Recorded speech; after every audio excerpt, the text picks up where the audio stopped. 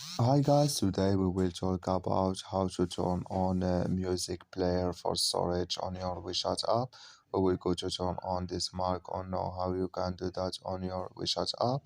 All you have to do, you just go down here, you click here on me, then it's going to take you to next window here.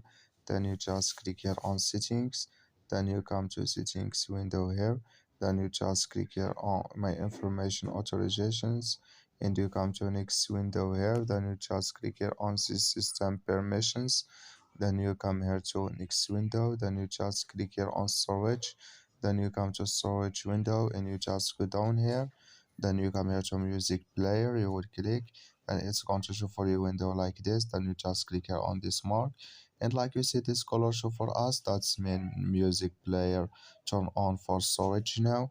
I wish know you I get it. Thank you for your watching. Don't forget to support us by like and subscribe.